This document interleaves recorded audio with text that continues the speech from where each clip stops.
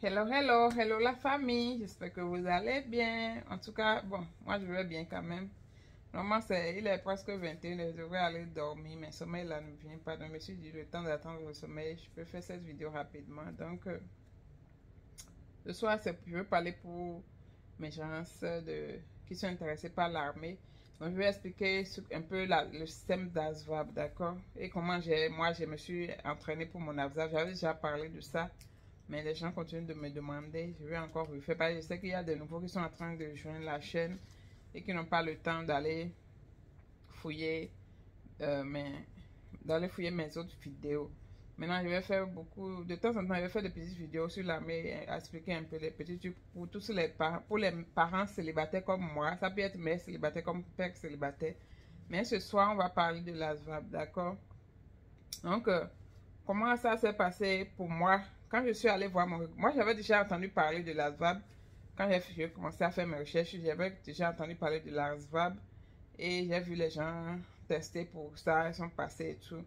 Donc, moi, je me suis dit, ok, peut-être que l'armée a une manière d'aider les gens à étudier pour l'ASVAB. Donc, je suis allée voir mon recruteur pour la première fois. J'étais allée chez un recruteur de l'armée.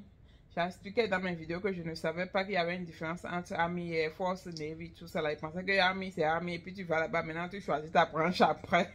C'est pas comme ça. Tu vas chez le recruteur de ce que tu veux.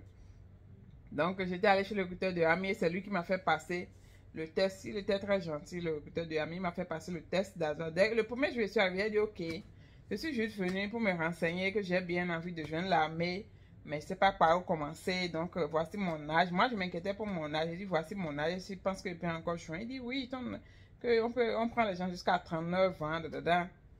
J'ai dit, ok, cool. Donc, qu'est-ce que je dois faire? Il me dit que je dois d'abord prendre le test d'ASVAB. J'ai dit, je ne suis pas encore prêt. Il dit, non, il n'y a pas de problème que de venir m'asseoir sur un ordinateur ici pour tester pour ASVAB. J'ai dit, oh. Comme ça, il dit, je ne suis pas prêt, non. Il dit, non, que c'est juste pour voir mon niveau d'études et tout et tout. J'ai dit, ok. Donc, je suis allée. Et je suis restée sur l'ordinateur au moins 1 heure dans son bureau là et j'ai testé l'ASVAB là. Je pense que c'est une simulation d'ASVAB au fait. J'ai testé, mon score était sorti. Il ne m'a pas dit combien de points j'avais. Les notes sont sorties beaucoup là. Moi, je ne comprenais rien. Je pense que j'avais comme 50 ou quelque chose. Je me dis, oh, wow, moi, je suis la deuxième personne depuis qu'il a commencé sa carrière qui n'est pas américain mais qui a eu un score aussi élevé. Je ne sais pas si c'est pour me chercher ou quelque chose. En tout cas, moi, j'étais contente le jour là. Mais que il y a certains points que je dois étudier, que le maths, arithmétique, mais il a parlé des points quand même, qu'il m'a donné maintenant un site, qui est son site. Je ne sais pas même pas que c'était un site de l'armée. Il m'a donné le site et il me dit que sur ce site, il faut t'entraîner, faire des exercices sur ce site-là, jusqu'à ce que tu vas revenir dans 2 semaines, mais quand tu seras prête pour reprendre ton ASVAB. Donc, quand il m'a donné le site-là, normalement, quand je fais ça, il lui va les scores chez lui. Moi, je ne savais pas. Donc, je suis arrivée à l'anglais, même pas fait. J'ai commencé à faire mes recherches sur YouTube, des trucs comme ça. Et bizarrement, il m'appelle, me dit, mais tu ne fais pas l'exercice dessus. J'ai dit, ah, oui, je fais, mais j'utilise un livre. Il dit, non, il faut aller sur le site aussi pour faire, parce que j'ai besoin de voir ton évolution. Donc, j'ai commencé à aller m'exercer sur le site. Maintenant, le score va chez lui. Donc, moi, je ne me demandais pas le site parce que c'était un site de l'armée et je n'ai plus les informations. Et il y avait un mot de passe que je devais mettre et tout. Donc, bref. Maintenant, c'est quoi l'ASVAB au même, au fait? L'ASVAB, là, c'est ce qu'on appelle Armed Service Vocational Aptitude Battery. Je vous avais dit que j'avais un carnet au BMT où j'écrivais tout quand je pleurais, là, ou bien quand on nous laisse la nuit pour dormir, j'écrivais tout, je me rappelle. Mais ça, c'est ça que j'ai pris, je suis en train de mettre les notes dedans. Donc, l'ASVAB, c'est comme un examen, tu prends assis. Et au minimum, ça prend 3 heures de finir tous les examens normalement.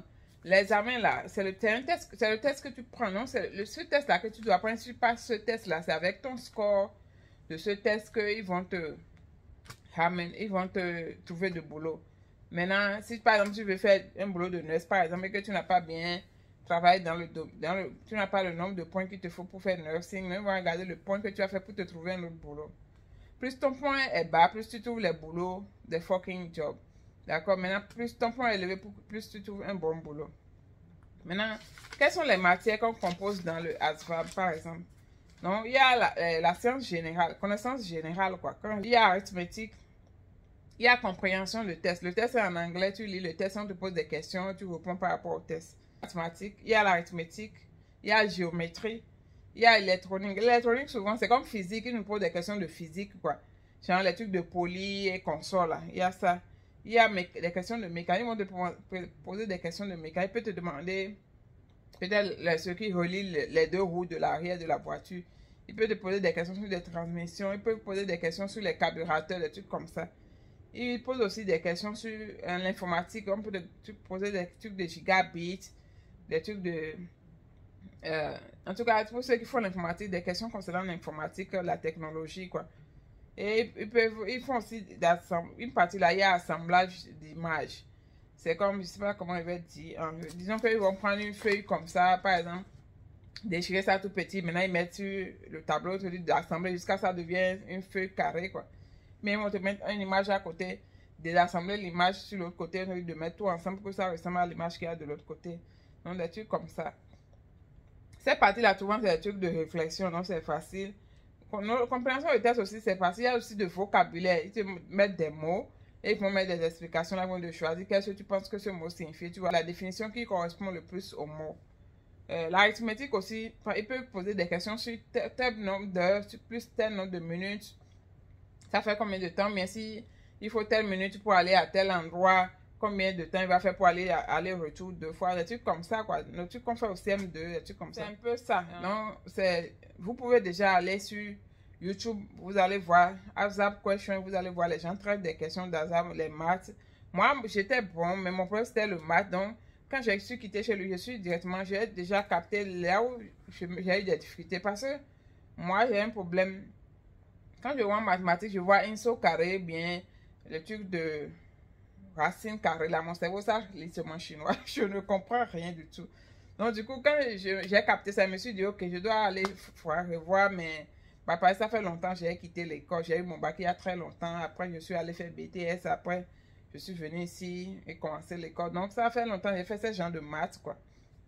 Donc, c'est fait sur YouTube, je regarde ASVAB maths et puis je vois les gens qui traitent, je m'exerce aussi, mais je regarde les questions et je traite moi-même. Après, je vais chercher les réponses pour comparer à ce que je fais. Il y a aussi un livre d'appel ASVAB Sodomie, je vais mettre le livre ici si vous voyez. Et je pense que beaucoup de personnes utilisent aussi, si toi tu préfères lire.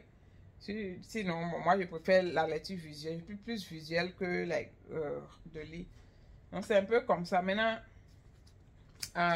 on va parler de score ASVAB. Disons que tu as fini ton ASVAB, tu as pris ton test d'ASVAB, ton score est sorti.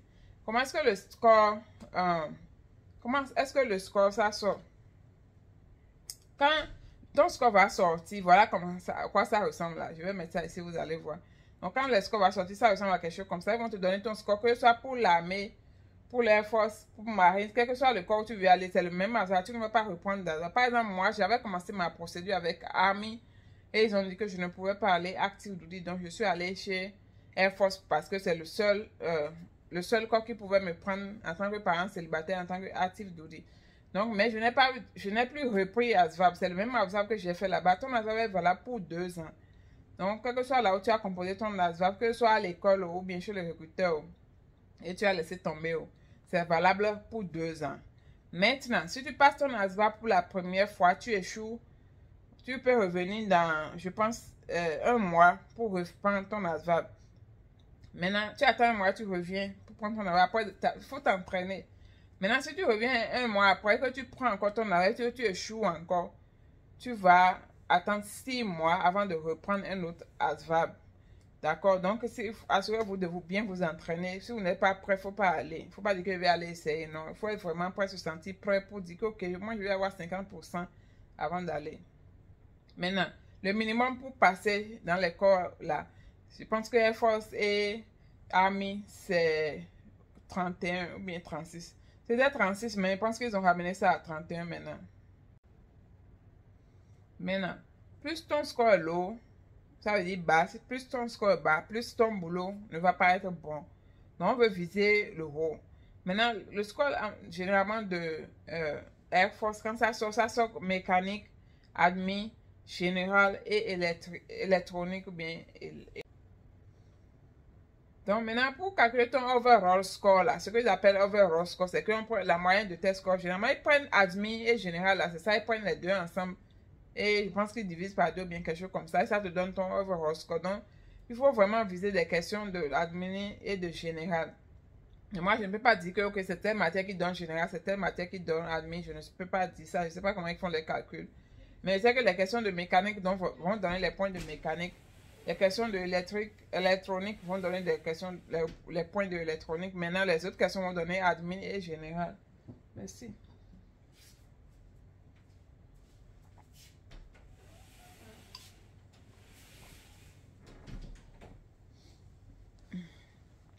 Non, j'ai mouillé mon habit, désolé. Ok, donc, quand je parlais, donc c'est comme ça qu'ils calculent les points. Maintenant, tu veux un minimum de 31 pour rentrer dans l'armée. Maintenant, si tu veux un bon boulot, il faut viser haut. Tu peux aller jusqu'à, je pense que c'est noté sur 100. Donc, tu veux aller jusqu'à 60, 70, 80. Si vous voulez, je connais des Africains, je ne vais pas dire des gens d'ici, des Africains qui ont score 90. D'accord, moi j'ai score plus de 70. Je ne me rappelle pas. Si je trouve mon point, je vais poster ça, vous allez voir. En tout cas, vous voulez viser le plus haut possible pour avoir le meilleur boulot possible, surtout si vous voulez viser de grands boulots. Après, on va faire une autre vidéo pour parler de comment les boulots sont sélectionnés. Je n'aime plus faire de longues vidéos, surtout sur ces sujets-là, parce que ça ennuie. Donc, comment sélectionner ces boulots bien et comment est-ce que l'armée te choisit ton boulot. La plupart du temps, en tant qu'immigré, tu n'es pas citoyen américain, c'est eux qui vont te donner le boulot. C'est pas toi qui vas décider. Si par chance, le boulot que tu veux, c'est ça, ils te donnent, d'accord. Mais 95% des temps, c'est eux qui te donnent le boulot. Maintenant, ils peuvent chercher un boulot qui ressemble un peu à ce que tu veux. Mais tu ne peux pas exiger que c'est ce boulot que je veux exactement. Puis il y a beaucoup de boulots. Si tu n'es pas citoyen américain, tu ne peux pas faire. D'accord? Donc après, on va faire une vidéo pour parler des gens de boulot qui nous proposent. Je vais retrouver la liste des boulots qu'ils m'avaient proposé et des boulots pour lesquels j'étais qualifiée. Maintenant, je ne suis pas recruteur. Je parle juste de mon expérience. Si vous voulez des réponses vraies, concrètes, allez voir un recruteur. N'allez pas voir votre recruteur pour dire que non, j'ai ma soeur qui est dans l'armée, elle force qui a dit ça, là, ça, là. Je ne suis pas recruteur. Je parle juste de ce que je sais, de ce que j'ai appris. S'il vous plaît, les trucs changent tous les jours. Donc, maintenant, rassurez-vous, c'est votre résultat qui va faire qui va décider de quel domaine vous allez travailler. C'est votre résultat d'ASVAB qui va faire de quel domaine vous allez travailler. Peut-être dans ta tête, tu veux faire mécanique, mais dans ta tête, tu veux faire finance comme moi, ou bien tu veux faire personnel. Mais peut-être tu es plus qualifié pour la mécanique, mais pour l'électronique, ou bien pour autre chose. Donc, c'est un peu ça. Il y a aussi ce qu'on appelle open. Je pense, comment ils appellent ça? Je pense que open général. On te dit que tu vas en training open général. C'est après ton training, maintenant, bien quand tu seras en training là-bas, on te dit quel boulot tu vas faire. Certains acceptent cela parce que la plupart du temps, ils ont la chance d'avoir un bon boulot. Donc, si tu ne sais pas vraiment ce que tu vas faire, tu peux aller aussi open général. Maintenant, il faut bien étudier ASVAB. Comme je l'ai dit, il y a le livre qui est Domaine des ASVAB. Il y a YouTube qui est là, beaucoup de vidéos de YouTube sur ASVAB. Et il y a le site aussi de ASVAB qui est le site de l'armée où tu peux te traîner pour ASVAB. Maintenant, assurez-vous essayer de... Moi, bon, j'ai ma manière d'étudier. Hein. Chacun a sa manière d'étudier. Moi, ma manière d'étudier, c'est que si je prends un cours comme ça, je regarde quelle partie du cours j'ai déjà compris. Je ne reviens plus là-bas vraiment. Je vais passer, lire un peu. Mais je me focus plus sur ce que je ne connais pas. Donc, si vous prenez le premier test chez le recruteur, ça va vous permettre de connaître, ok, c'est quoi votre domaine faible, c'est quoi votre domaine fort. Et là, comme ça, vous pouvez canaliser votre énergie sur le domaine faible, quoi.